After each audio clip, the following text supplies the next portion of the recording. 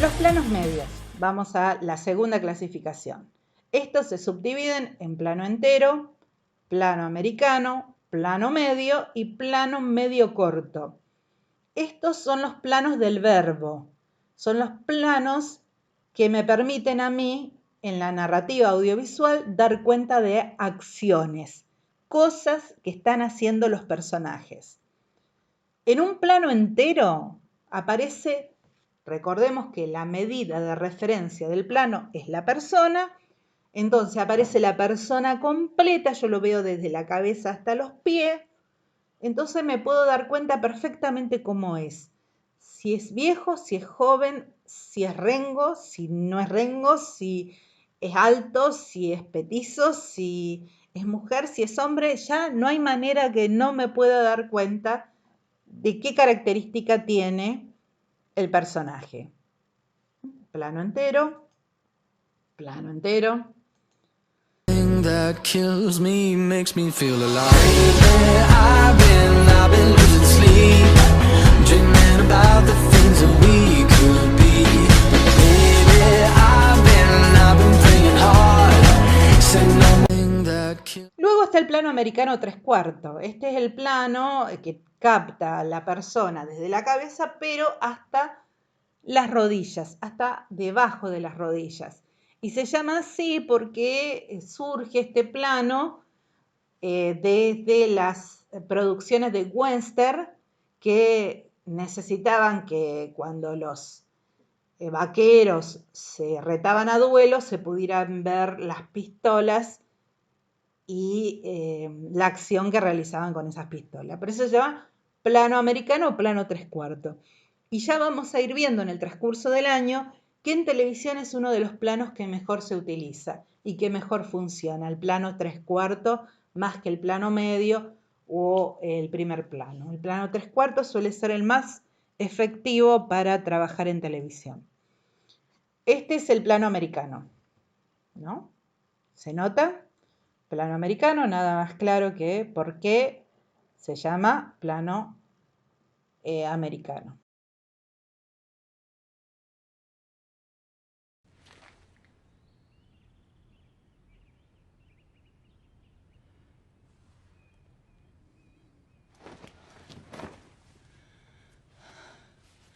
It's not my intention to do this in front of you. For that, I'm sorry. But you can take my word for it. Your mother had it coming.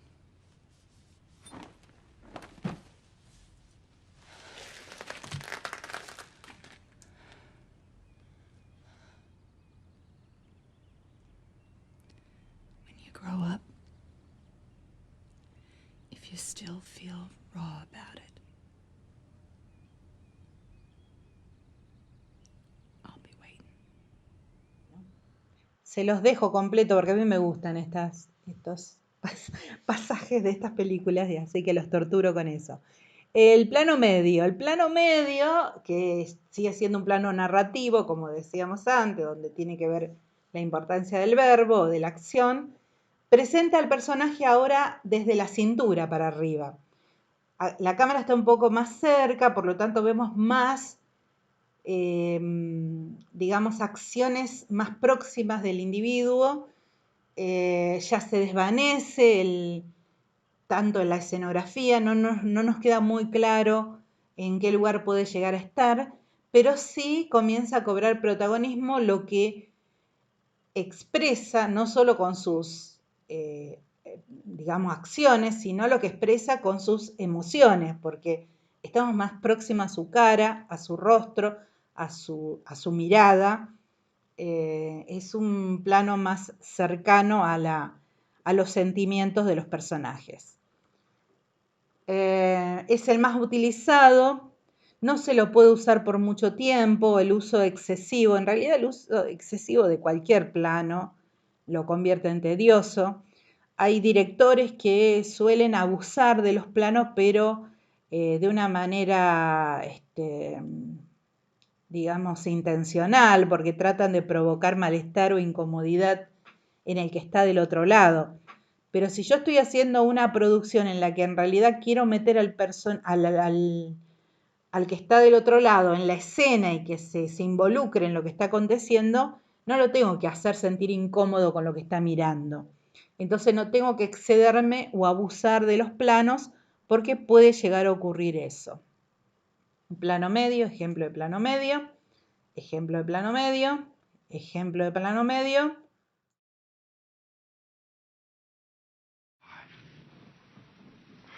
I never knew I could write anything so touching. No, Doc, it's beautiful. It's all right, Copernicus. Everything's gonna be fine. I'm so... All right, according to this, the time vehicle's sealed off in a side tunnel. We may have to... Continuamos con los planos. Los planos cerrados. Esta es la tercera categoría, ¿se acuerdan? Los planos cerrados son los planos de la expresión, donde lo que siente el personaje o cómo lo afecta la situación que está viviendo queda claramente ante nosotros como televidente o telespectadores. Estos planos cerrados o planos expresivos se dividen en primer plano, en primerísimo primer plano, en plano detalle y puede aparecer el insert. El primer plano, vamos a ver, como lo dice su mismo nombre, la cara del personaje hasta sus hombros. La cámara está tan cerca que no hay manera que yo no pueda ver qué es lo que está sintiendo ante la situación. También son de poca duración y se intercalan con otros planos que me permiten a mí entender por qué está expresándose de esa manera. Bueno, un ejemplo de primer plano, ejemplo de primer plano. None!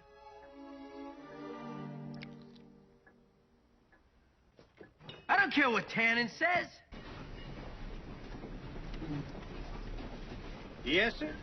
That poor fellow last... Recuerden este tema de cómo las articulaciones se toman como referencia, ¿no? En el primer plano son los hombros, en el plano americano son las rodillas, eso es importante.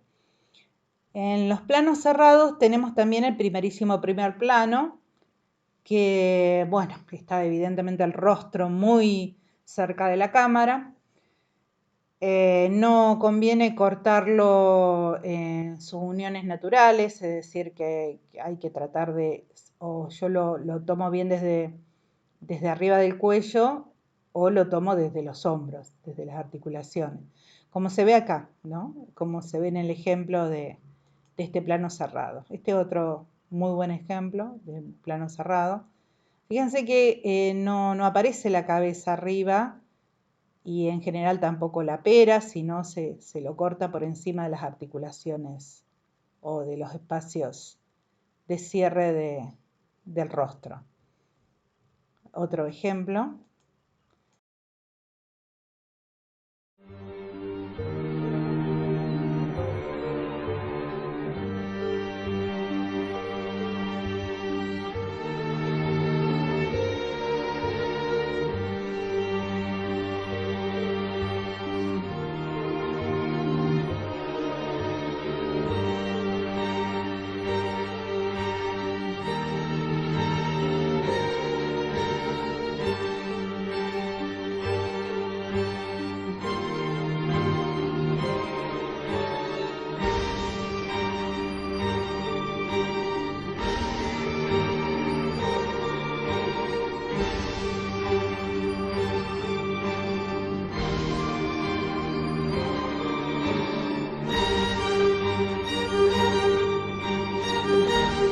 Bien, el plano detalle es un plano que muestra alguna parte del personaje.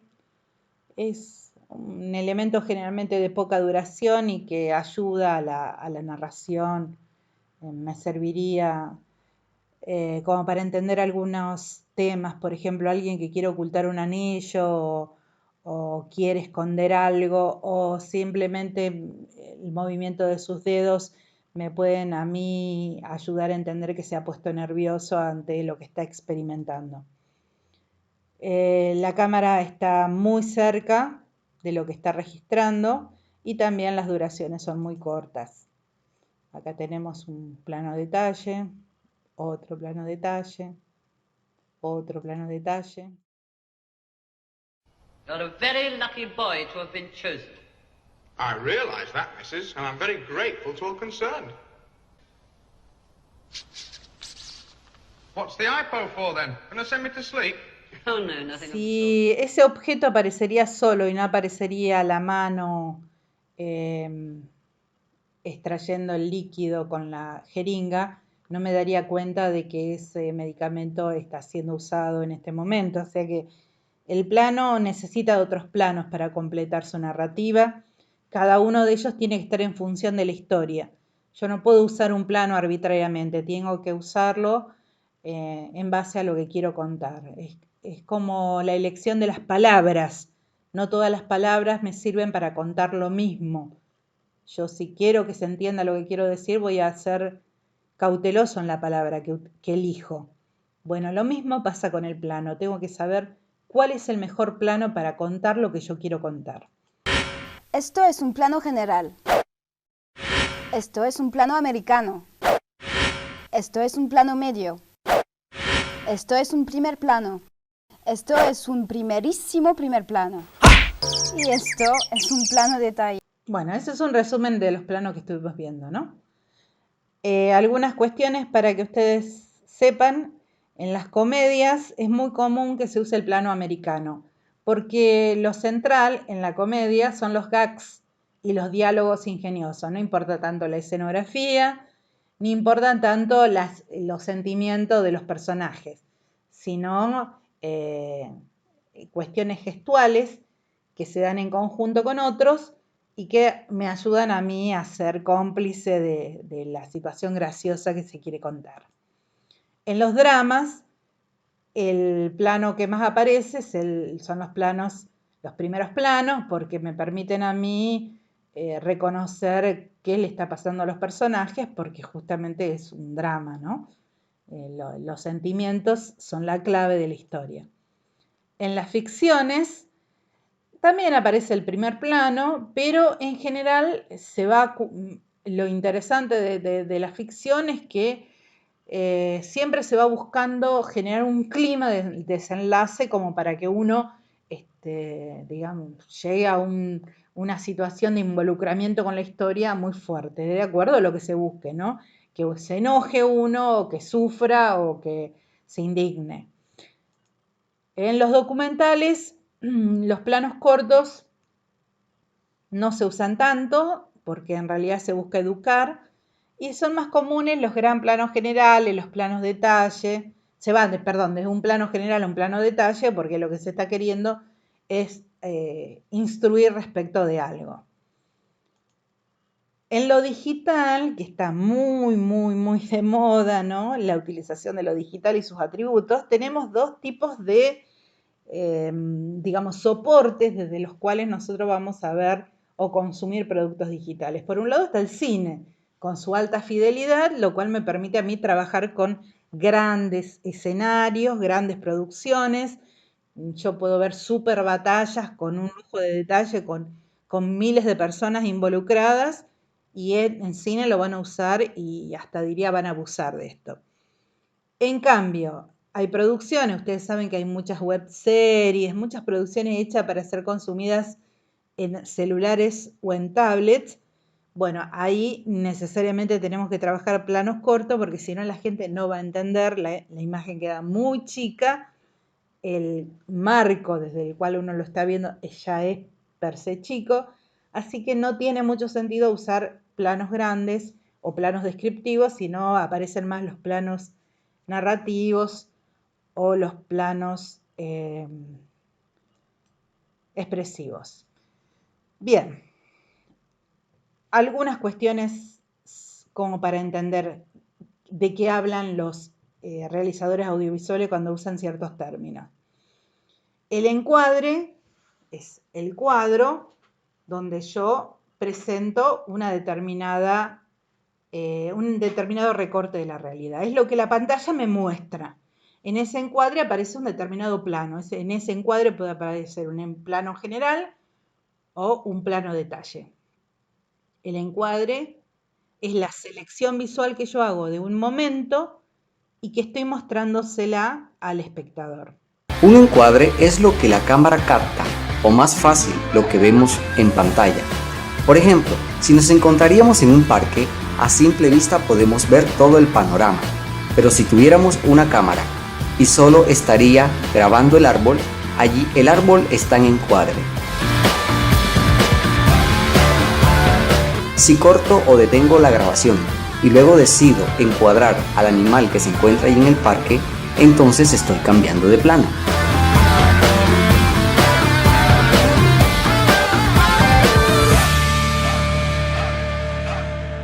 Bien, como ustedes notarán, en el encuadre yo meto el plano, pero no significa que un encuadre determine un tipo de plano, sino que el encuadre, lo que en el cuadro entra, yo veo qué tipo de plano hay.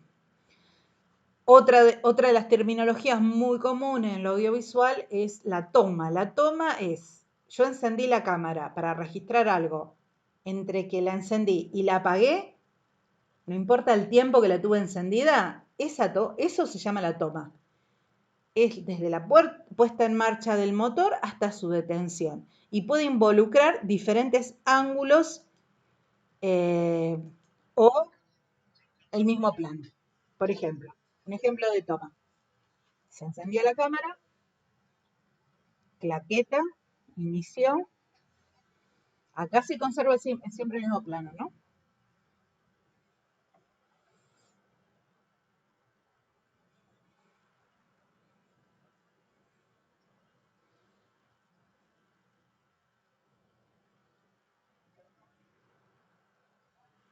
Bueno, cortó, se terminó la toma. Eso es una toma. Luego están las escenas. Las escenas son aquellos eventos que se dan ante el televidente que involucran un determinado momento que es clave para que yo entienda parte de la historia. Tiene un mismo espacio y un mismo tiempo. Y al mismo tiempo la escena tiene un inicio, un nudo y un desenlace. Por eso se llama así, miren. Las escenas son las acciones o situaciones de una narración audiovisual que transcurren en un mismo lugar y tiempo y sirven para explicar o modificar algún aspecto de la evolución de personajes y tramas. ¿Cómo así? Si tenemos en cuenta, aquí vemos al personaje en este lugar, pero ahora lo vemos en otro lugar. Esto quiere decir que aquí el personaje ha cambiado de escena.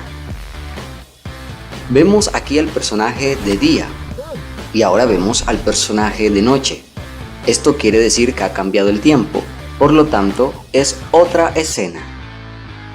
Cuando el personaje cambia de una locación que es interior, como dentro de una casa o dentro de un carro, y luego lo vemos en exterior, por ejemplo en la calle, esto quiere indicar que ha cambiado de escena. ¿Se entiende? La escena si cambia el tiempo o el espacio es otra. Si no, todo lo que acontece en un mismo tiempo y en un mismo espacio es una escena. Y el conjunto de escenas forman lo que se llama una secuencia. La secuencia puede incluir diferentes lugares y diferentes momentos, pero me permiten a mí comprender un tema de una historia. En síntesis, estos son los elementos básicos para construir una historia audiovisual. El cuadro, el plano, la toma, la escena y la secuencia. Secuencia es el conjunto de escenas que mantienen entre sí un vínculo narrativo, que forman parte del desarrollo de una misma idea. Por ejemplo, vemos aquí que el personaje sale de su casa, allí se cambia de escena, luego entra a su carro, vuelve a cambiar de escena, pero es una misma secuencia porque mantiene el mismo vínculo narrativo. Podemos decir entonces que una secuencia es un conjunto de escenas. Las escenas es el conjunto de planos que se llevan a cabo en un mismo lugar o tiempo. Hay que tener en cuenta que puede haber escenas que solo tienen un plano. Los planos es lo que una cámara encuadra. Cuando se cambia de encuadre con un corte, o sea, deteniendo la grabación, se cambia de plano. Porque también puedo estar encuadrando, por ejemplo, al árbol, pero sin cortar la grabación, muevo la cámara y encuadro al animal. Entonces no estoy cambiando de plano, es uno solo. Y la toma es el número de intentos con el que grabo ese plano. La bibliografía, el material es impreso, lo van a tener disponible cuando comencemos la instancia presencial. Yo les voy a hacer llegar el cuadernillo.